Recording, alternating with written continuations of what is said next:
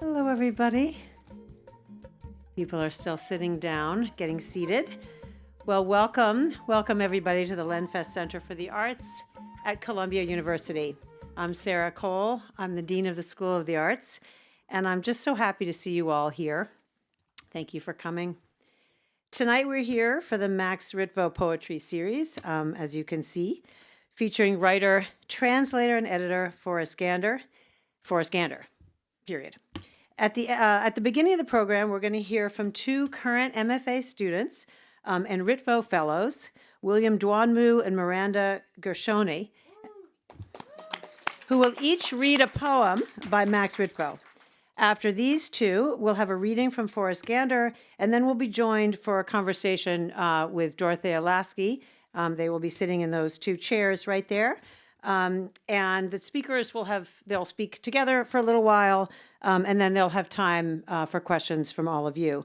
And after all of this, as you can see, we have books here to be signed, and they have all graciously agreed to stay after to sign books.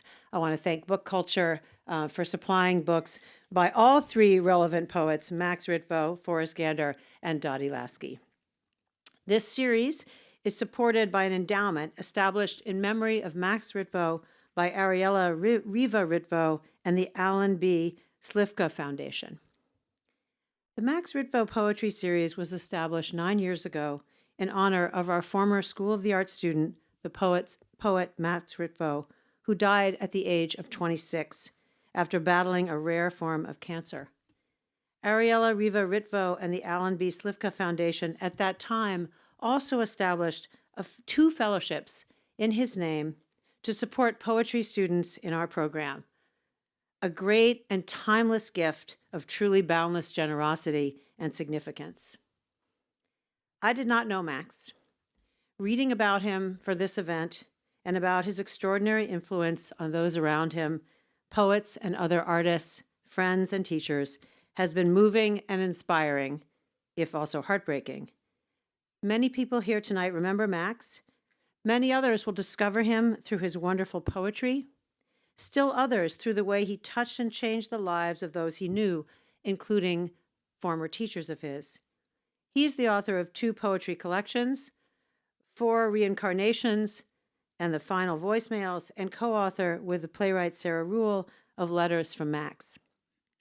The Max Ritvo Poetry Series has featured illustrious poets from its inaugural event in 2017, with readings over the years from such great poets as Louise Gluck, Brenda Hillman, Lucy Brock-Boydo, Elizabeth Metzger, Dottie Lasky, and Timothy Donnelly.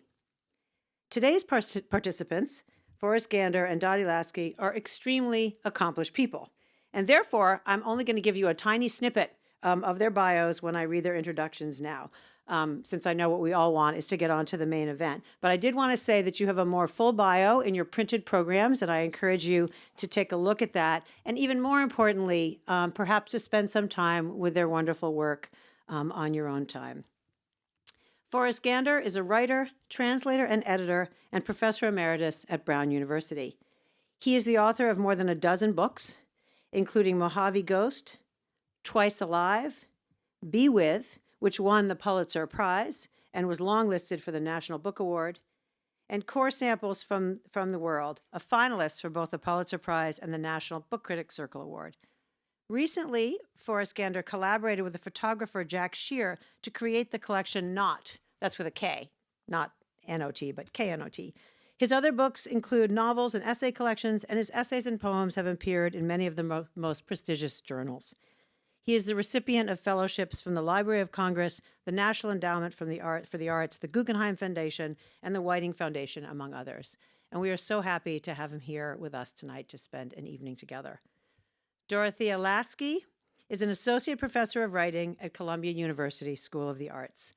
She's the author of 10 books of poetry and prose, including Memory, Semiotext, Rome, Mother, The Shining, Animal, Milk, Thunderbird, Black Life, and Awe. Her first novel, Katie, is forthcoming, soon maybe, from Harper Perennial. She holds a doctorate in creativity and education, 2 things that she is very good at, from the University of Pennsylvania. She's a wonderful citizen, a great teacher, and an altogether lovely human being. I look forward to hearing from these two wonderful poets and people. But first, please welcome up to the podium William Duanmu and Miranda Gershoni for their reading of two of Max Ritvo's poems. Thank you.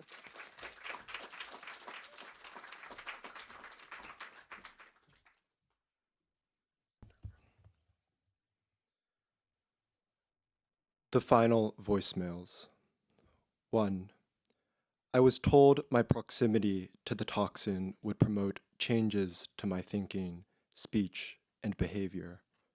My first thought was, of course, for the child, the little girl.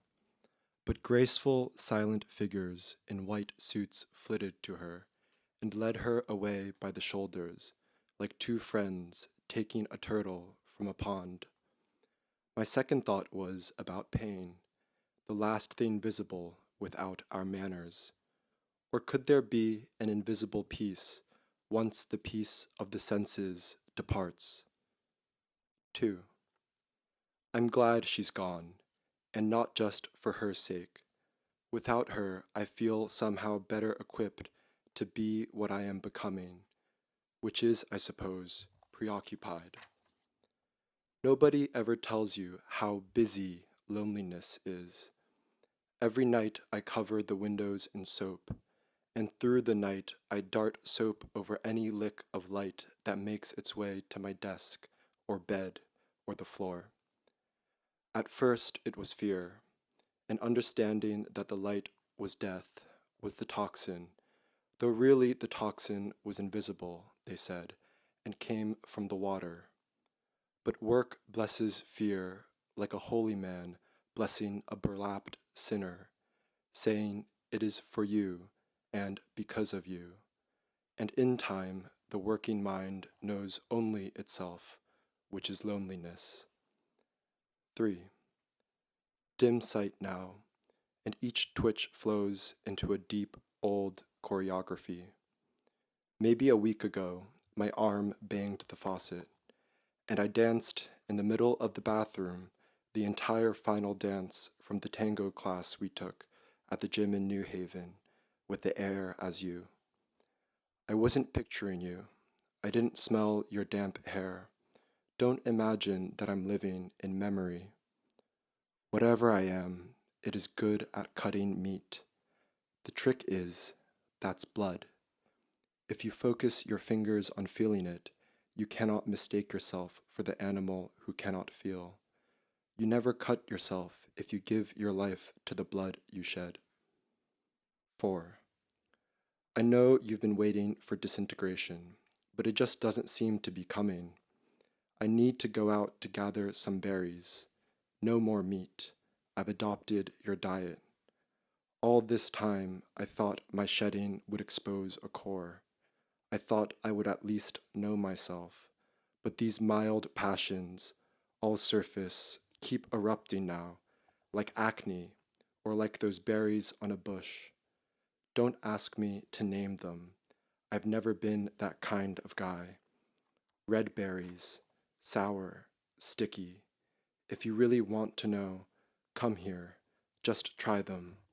Red as earth, red as a dying berry, red as your lips, red as the last thing I saw, and whatever next thing I will see.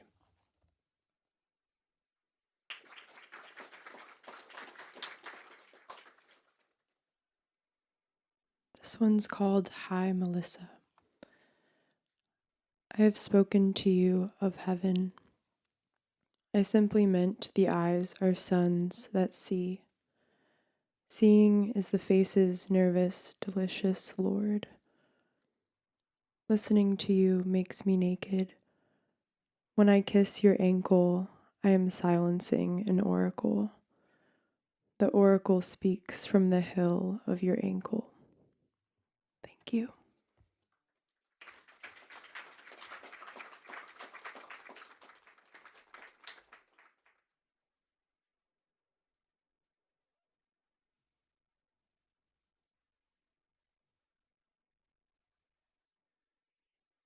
Is this my part? Yeah. Okay. Thank you, William and Miranda and Sarah, for the introduction too, and to Max, and also to Max's editor, who, when he discovered Max's work, his editor for the Four Reincarnations is Daniel Slager at Milkweed Editions, and he fell in love with that book and knew that Max was dying, and really worked so hard to try to get it published before he died. And Max was able to see an advance copy beforehand. And so here's to poetry editors and book press editors who keep poetry alive.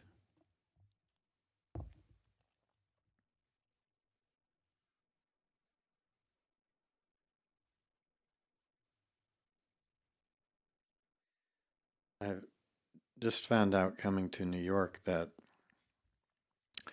this iPad and my computer both open with my fingerprint, but when you get really cold, your fingerprint contracts and there's no oil in your finger and it doesn't open your computer any longer. So I'm going to be reading a sequence of untitled poems from my most recent collection, Mojave Ghost. It begins with a little prose introduction that seems like it might be useful to open the reading with. The first dirt I tasted was a fistful of siltstone dust outside the house where I was born in the Mojave Desert. My father already wasn't in the picture. When she could, my mother took long walks around the multicolored washes and canyons of Barstow's Rainbow Basin, now designated a National Natural Landmark.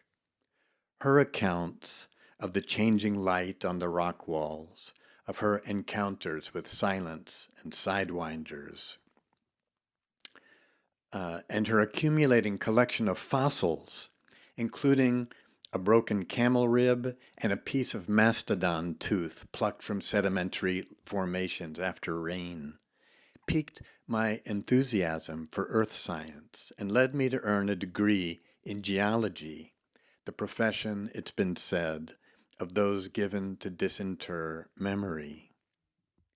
I became obsessed with deserts and went on to explore others, the Gobi, the Taklamakan, the Sahara, the Atacama, the Thar, the Chihuahua, and more. My mother died during the pandemic in 2021, but whenever I return to the Mojave Desert, I truly, not metaphorically, feel her ghost in the ever-so-light breeze, and I see the landscape through her eyes and her voice.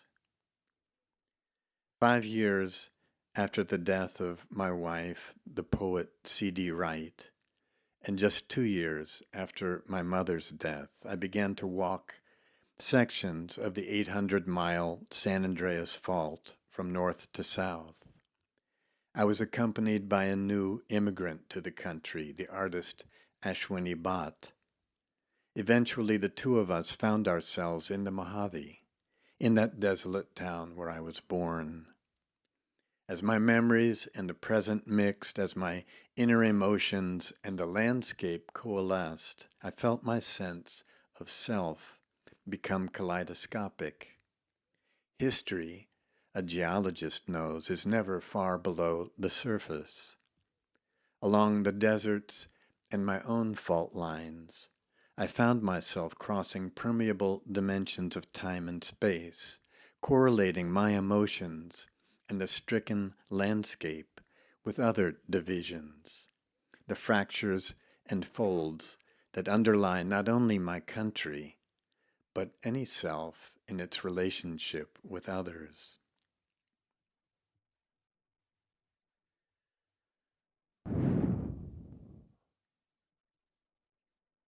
Because the dune line opens contours of meanings other than the ones for which we're prepared, we walk without speaking. But how to sustain attentiveness, how to keep the mind from dropping its needle into the worn grooves of association. My art, you said once in passing, is nothing much more than the discipline of an embodied life.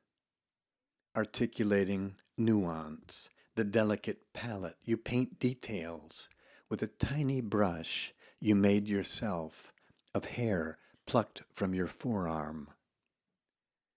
They distrust me, you said, because they can tell I prefer my work to their own. Which is when I tucked a red anemone under your pillow to bring you good dreams. What else did you say? Fair enough, it is a marriage of equals and without degree. Your trace on me, like rope marks on the well's mouth. Here, have a thought. Not to interpret, to feel life course through you.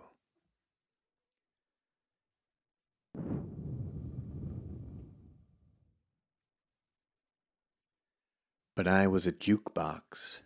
What came out of me was just what other people wanted to hear. Let's let sleeping dogs tell the truth. I see the lives of others, but not their actual lives. The more I try to remember it, the more the word fades. Time buries memories and metamorphoses them. There's no restitution. Gradually they fold in on themselves, irretrievable.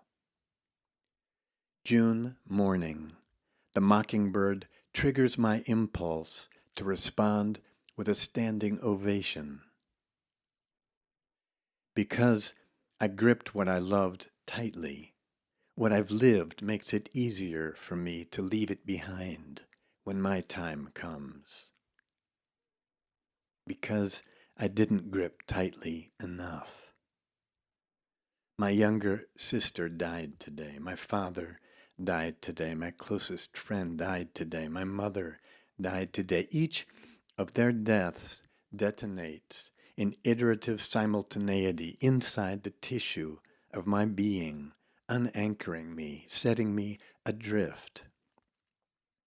Such griefs as our graves. How is it I can continue to smolder like this? Why am I not consumed?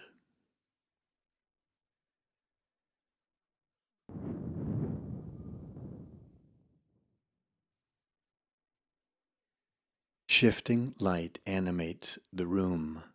What is so ordinary about living every day as we do at the threshold of each other? Your emotions always visible in your eyes. In you, I find my consequence, my natural history. In your company, irrelevance drains away. But what is it that makes you special? Is it your intensity? It's your ardor. Never a sneeze, but a rapid parade of sneezes. My office door opening, smiling face peering around it. You said you couldn't help falling in love with me because I looked at you with the mesmerizing gaze of a border collie.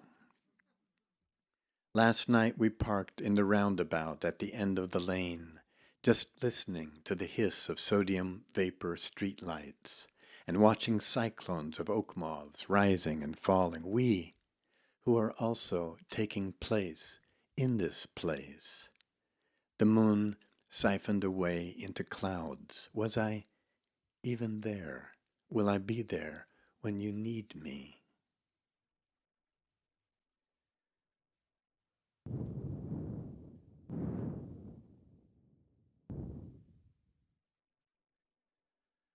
All the while she travels, he keeps her white paper napkin where she left it on the TV tray by the couch, and on it her chopsticks stained with fragrant squid ink. Turning his head toward the kitchen, he notices and plucks from the shoulder of his sweater a single long strand of her hair, holds it up between thumb and forefinger under the living room light, notices a kind of low ringing in the air, back behind everything else. He glances around the room, looking for what? Places the hair back where it had been on his shoulder.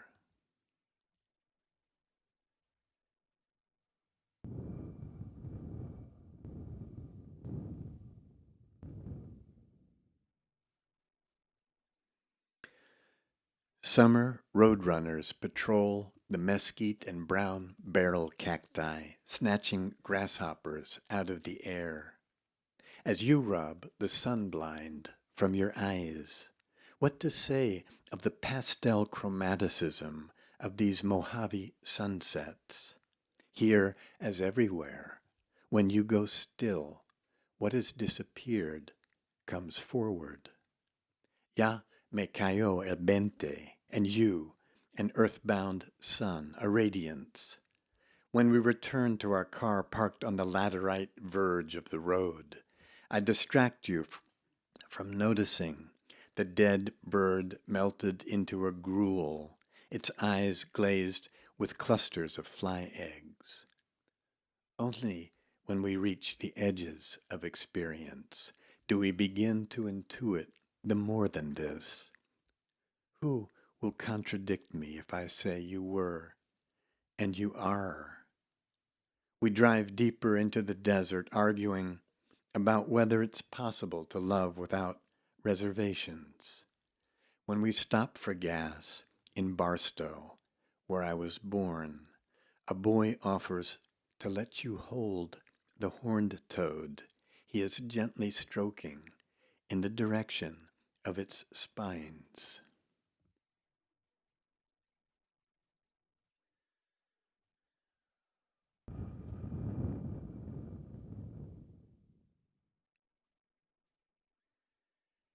And so what if worlds are boundless? I caught myself filling with the non-returnable particularity of this one afternoon, squatting and listening to a desert marigold bloom, when the hum of an invisible plane made me suddenly aware of the sprawling underflow of stillness around me.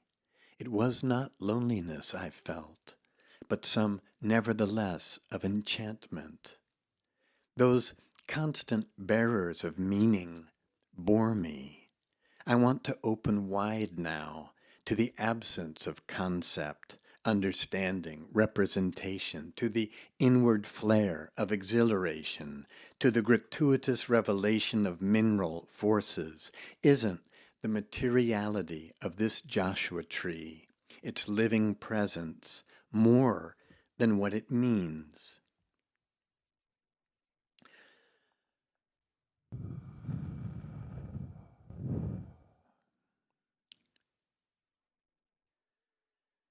Now the Joshua trees are withering in the drought, not to recover in our lifetimes. And the desert below them is spalling, unstitching itself. Now itself is spalling, incrementally making itself unavailable to us, unavailable to use, our rapacious use. And though the rocks buzz with energy, pulsating in tune with the earth's vibrations, their drone is beyond what we hear. So the ground truth is a constant revision, and who can read across the vertiginous stanza breaks? And what possible explanation is there for our wrong turning, but our insistent repetition of the wrong turning?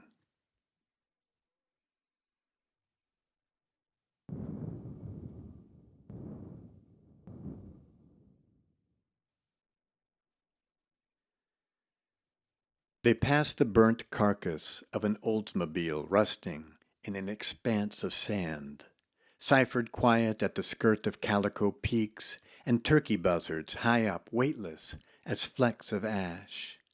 Surely it is real, this swirl of light. But what is impossible in this life is impossible in any other. He finds her leaning over the fence, talking to the goat, Sweetheart, who taught you to stand on your hind legs like that?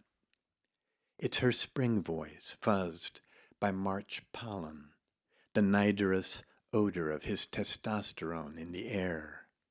Burned oaks footed in naked rock crevices, a light so sharp it's percussive. Is there an emotion of awareness? Do they re-find their bearings in the genuine, or will elation always be contingent, snagged between the slow unfoldure of the self from its familiarities and the mesmeric qualities of hope?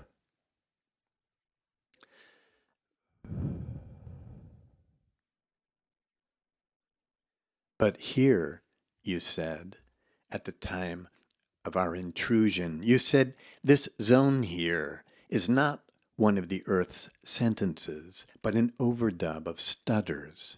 Here, where we're walking on this slumbering crack, a complex, you said, of tensions right here, and you bent and touched your finger to the warm ant-fenestrated dirt, while I surveyed the hairpin turn in the arroyo beside us, and then you stood and brought it, your finger, to my lips.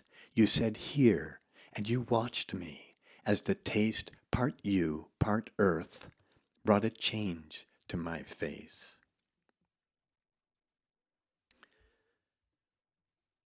And I'll finish with the last poem in the book, which is the only poem with a title, and the title is Rift Zone.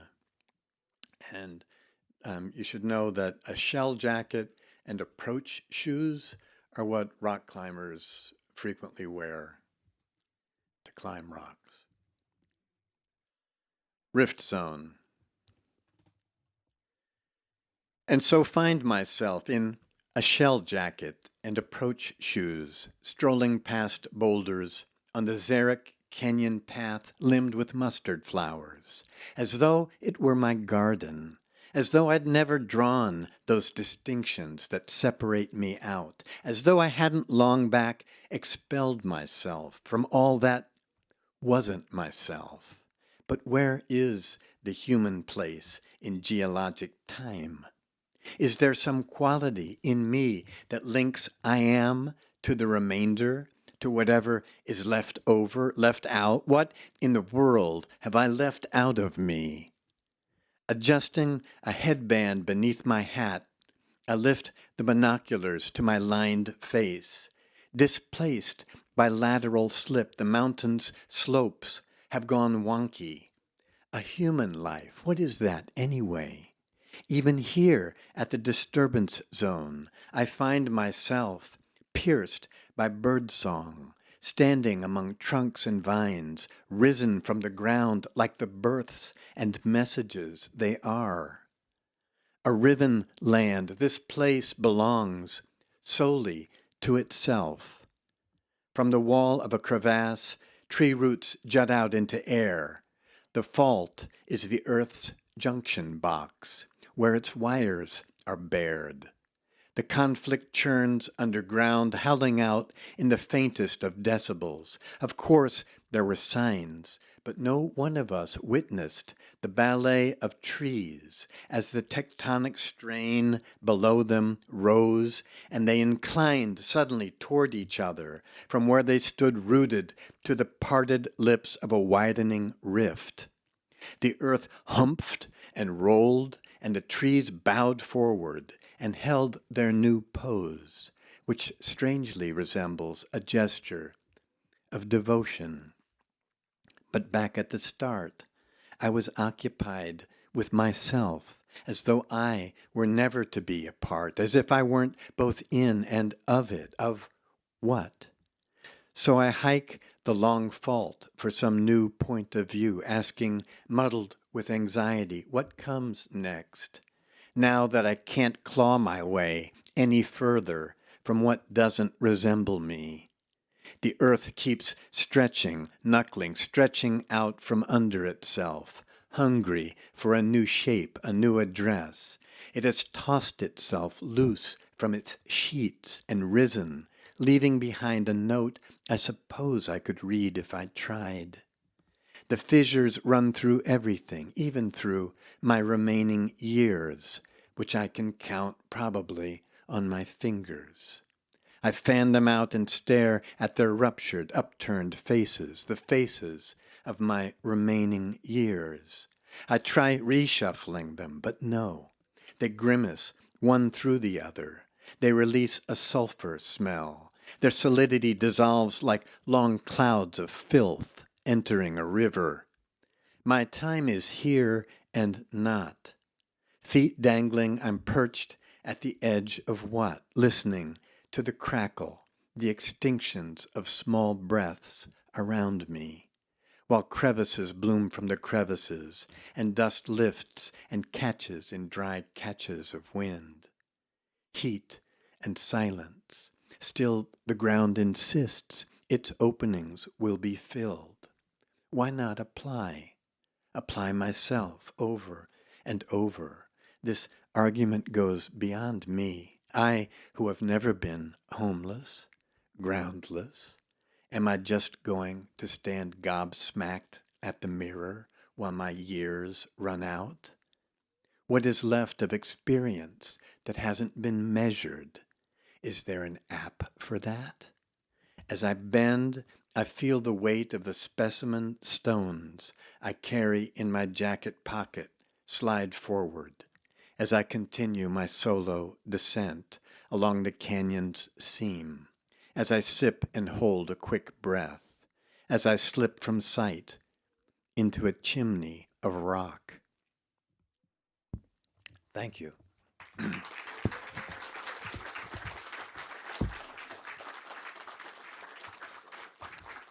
Dottie, let's talk. Such a pleasure to be here with Dottie, who I've been reading for a long time but never have gotten to meet. So.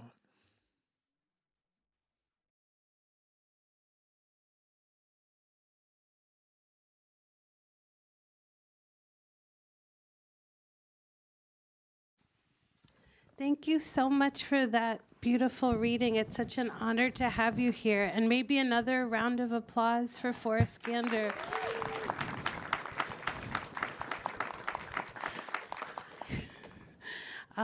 Yes, you've been in my consciousness for really a very long time, which you probably don't know.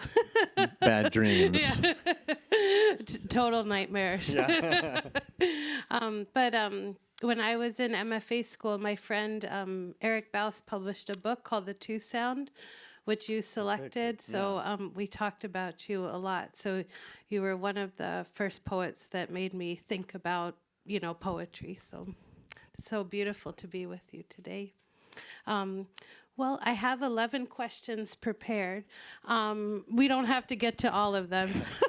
I'm going to pick 11 people in the crowd to answer the question. I'm going to need 11 volunteers to answer the opposite question. No, but, the first one is, how did you become a poet? What is your origin poetry story? So, as you heard, I was raised by my mother. She was something of a amateur naturalist, and her own father is who inspired her to become really conscious of birds and nature. He was a Swede, and he would stomp. And it was that period in America where people memorized poems, old poems, and he was always stomping around the house reciting these old poems. I remember this one about gladiators. You call me chief, and you do well to call him chief, who for 12 long years has fought and faced every form of man or beast the Roman Empire could provide. Those kinds of poems, anyway. She fell in love with poetry, too, and so she would read me Edgar Allan Poe and Carl Sandburg when I was very young. And especially Poe, the rhythms of the language got into my ear.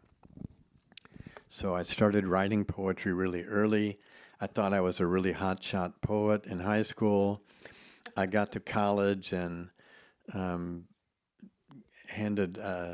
went to William and Mary, and by the Wren Chapel, my English professor had a little cabin, and I met with him there the first time, and to blow his mind, I let him see a sheaf of my poems.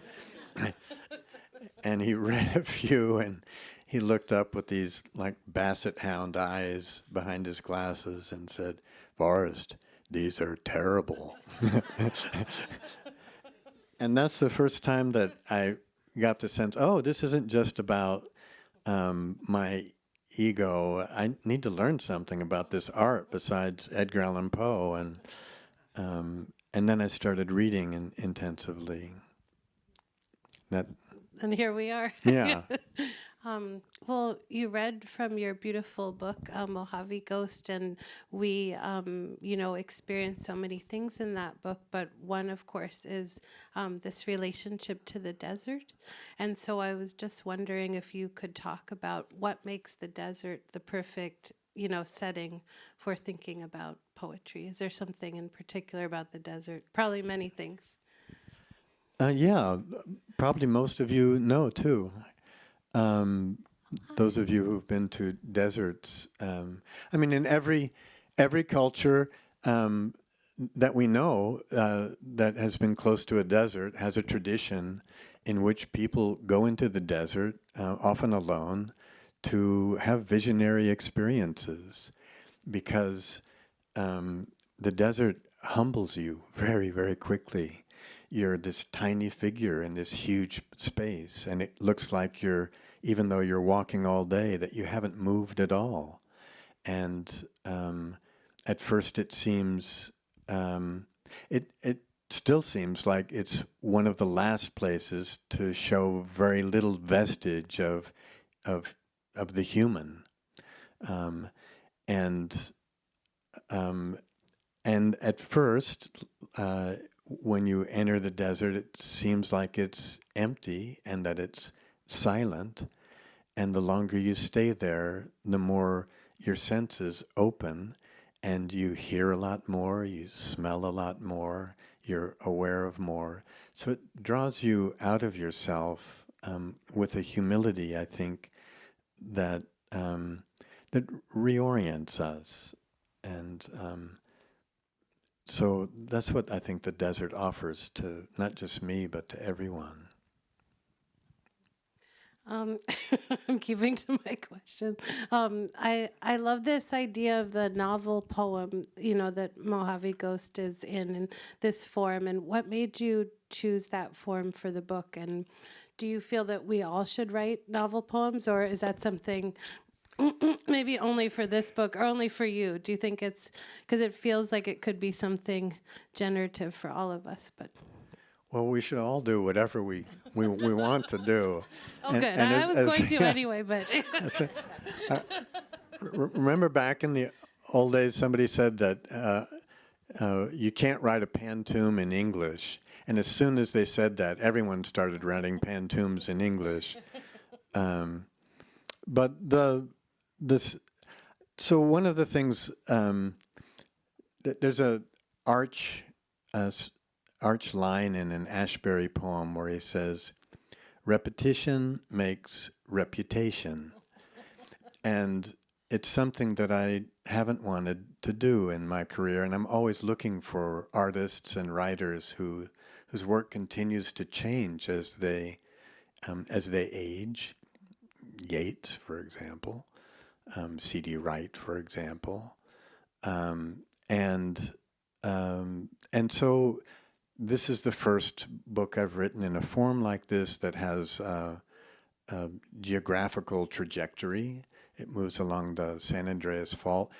Those of you who, you're New Yorkers, so you probably still know that the San Andreas Fault isn't just this 800-mile crevasse that you walk along, that most of it is hidden.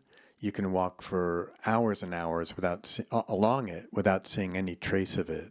And then you see little traces, again, like the desert. It wakes you up to look for little details. So what was that question, Dottie? Well, I think you answered it. Yeah. Well, your work, often puts the visual in conversation with poetry, and we heard about your book, but not, K-Not. So hopefully we can read that later if we haven't. And I feel... Shakespeare's. Time must undo this knot, not I. It is too hard a knot for me to untie. I'm glad he entered this conversation. He'd probably be better off asking these questions. But and I feel like in a way that's beyond, ekphrastic. And I just would love to hear you talk about your relationship to visual art and language and poetry. So I've collaborated with a lot of artists. Again, what I like about collaboration is giving up. That by giving up control, you encounter things that you obviously wouldn't have done on your own, and so it draws something new out of you, and so I've collaborated with. There's a wonderful dancer, a lot of you know, a post-Buto dancer, Erko and Coma in New York, who I've collaborated with, and many photographers and ceramic artists, one who I'm married to now, Ashwini Bhatt. I think encountering the strange, defamiliarizing ourselves from what we feel comfortable with is something that makes us grow as artists. Don't you? I think so, yes. So let's talk about memory. No. I think we're only on number 5. No, we don't have to get to all of these, but yeah. I'm going to combine two. Do you feel that your poetic persona stays fixed throughout all of your books? And connected to that, do you feel that the you in your poem stays fixed, or are those things changeable? So that's a nice question. I like that. There's a poet that I translated from Bolivia that I co-translated with Kent Johnson named Jaime Sáenz. He's the great 20th century visionary poet of Bolivia.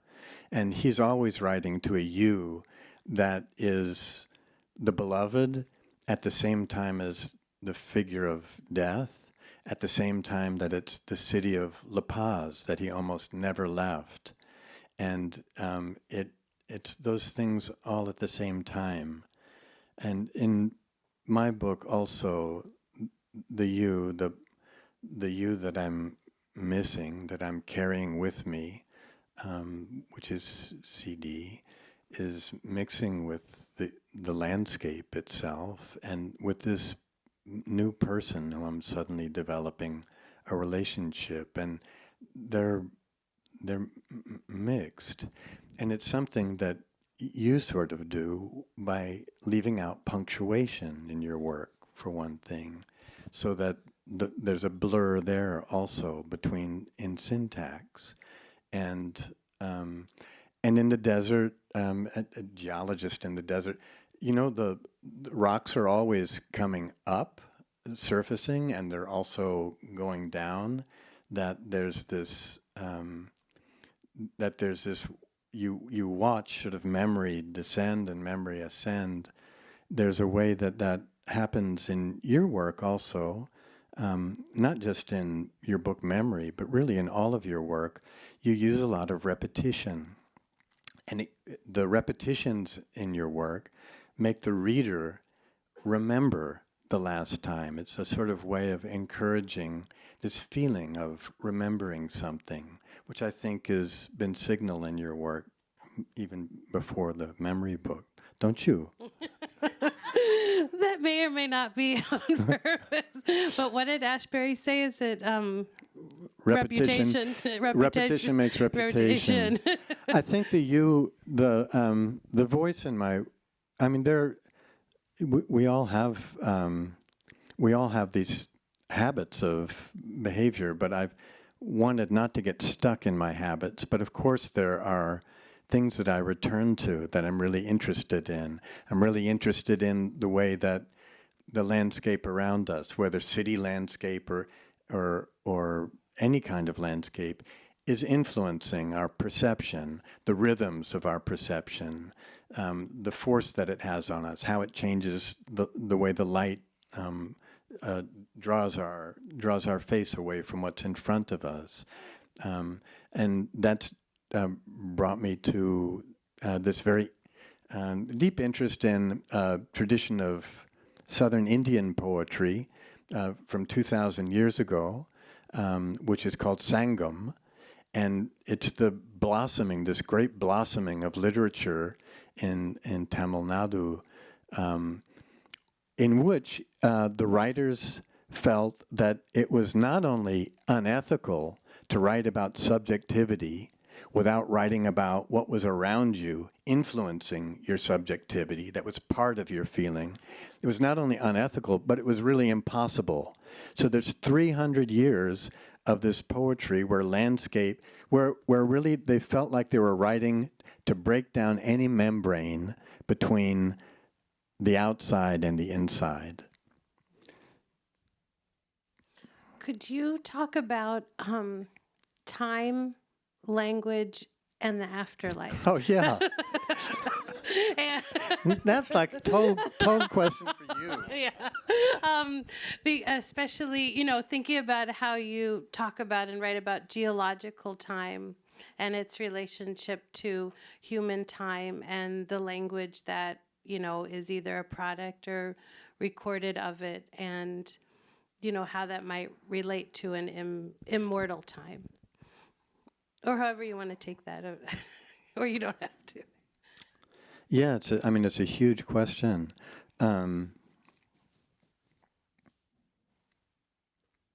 So, everyone here knows that it's the first time in human history since the Ice Age that geological time and human time have been brought so close, that the world is changing so quickly, that we're seeing things that before took millennium to occur. The extinction of species, the dying off coral reefs, all the stuff that I won't hash over because we've heard it. And we go on living as if it weren't happening, but we're in an exigent ecological crisis time. And it's very possible that many of the people here who have young children or will have young children, that their children won't ever see a salamander or a frog. So I think about this conflict of geological time and human time and try to address that in the work, because it's the crisis of our moment. And if we're not writing about the crises of our moments, what are we writing about? There's many poets in the audience. What advice would you give them as they continue upon their journey in geological time, meeting human time, and what do you wish you had known? I want them to give me advice. I know a lot of poets in the audience, and they know a lot more than I do. But I think books are made from books, and that in a time where we're going to be very affected by artificial intelligence, that one of the things artificial intelligence won't be able to do, because it doesn't have a world, is write good poetry. It'll be able to imitate things really well. But again, going back to that Sangam, that poetry comes from the penetration of the outer world into the inner world. And AI has no actual world that it's going to reference. And the same with translation. And there's some terrific translators in the audience also, that it'll be really good at, and I'll use it for traveling to other countries in immediate translation. But literary translation is a complete art, and it will take a human presence to translate literature. I'm reading this fantastic book right now by the French translator of Virginia Woolf, and her name is Cecil Wajbrot, and the book is, which will be easier for you to remember, is Nevermore. And she goes through, it's really a book about memory, and which, of course, To the Lighthouse is also very much about memory, and translation. And in reading this book, you see why AI is never going to do it. So what advice would I give to poets? The thing that Cormac McCarthy says, especially to young poets, that the intention in your heart has to be so great that it's going to get you beyond every disappointment and wrong turning. Beautiful. Thank you. Thank you. It might be a good time. We'll just save the other questions. They can just haunt the conversation later. Yeah. But I don't know. There's probably questions in the crowd for Forrest. And yeah, there's a microphone making its way to you. Does anybody want to ask anything? Or many microphones. Or you can have, oh, okay, yes. I just wonder why. Oh, hi. Why there's untitled?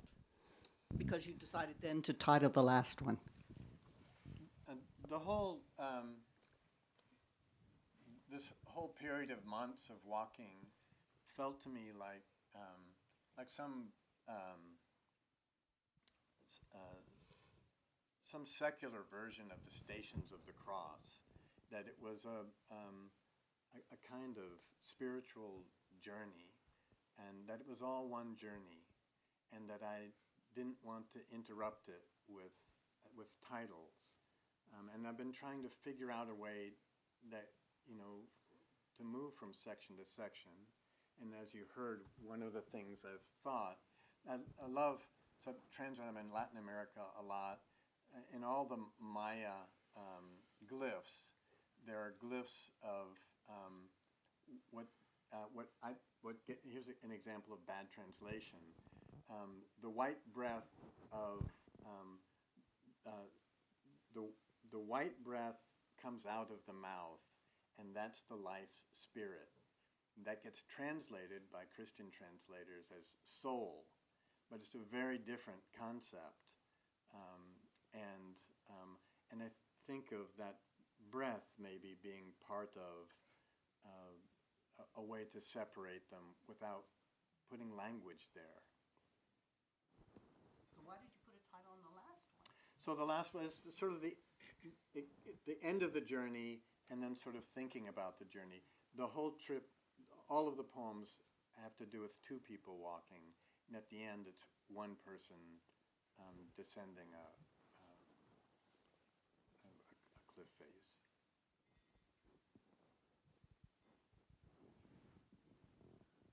Hi. Hi. Who or what is your favorite ghost? That's totally a question for Dottie. You answer first. All right. All of us in the future. Yeah.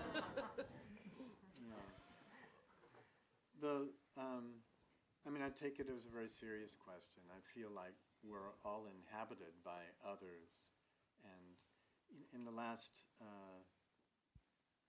10 years, I've lost my wife, my stepfather, who was my only real father, my mother, and my younger sister died of ALS fairly recently,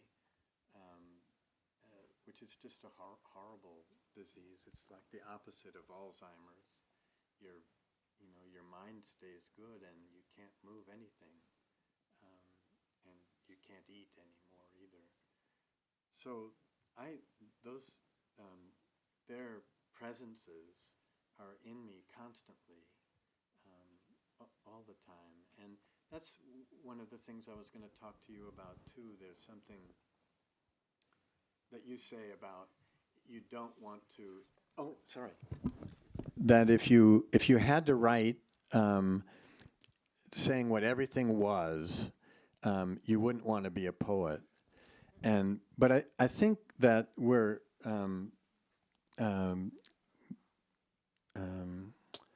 I think that we're given to think that reality presents itself as a narrative when really it doesn't. That at any time that the narrative of this is Dottie and I are having a conversation. But what's also happening at the same moment is that I'm thinking of my ghosts, my those presences are in me and part of my answers, and I'm aware of a lot of other stuff at the same time, of you being right in front of me and dying to get out of this room, and that's what reality really is, that it's a palimpsest of experiences, not some clear line. So I'm with you there. I absolutely agree. Thanks for the question.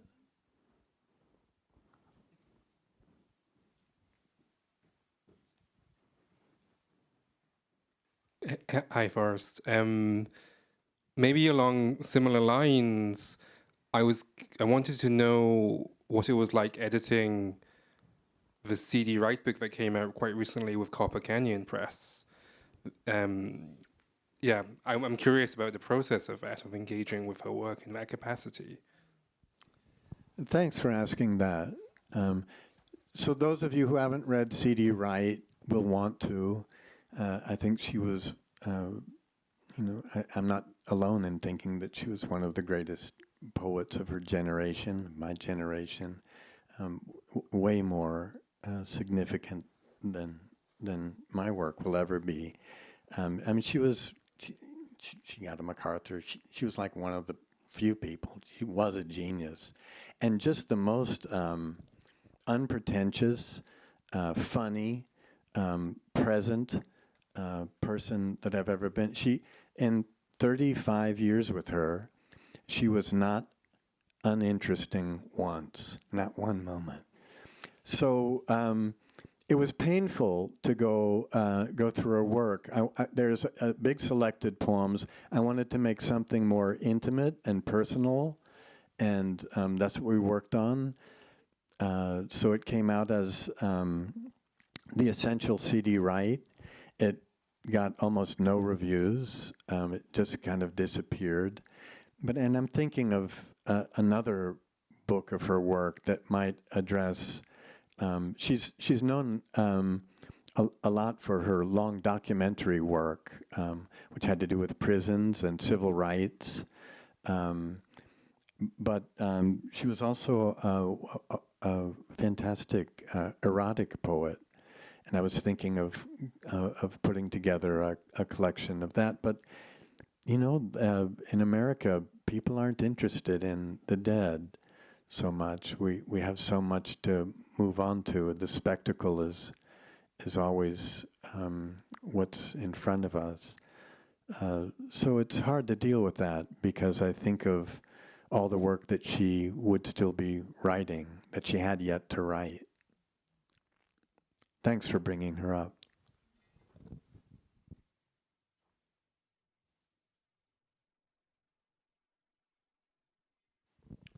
Is it time to pass out the ayahuasca?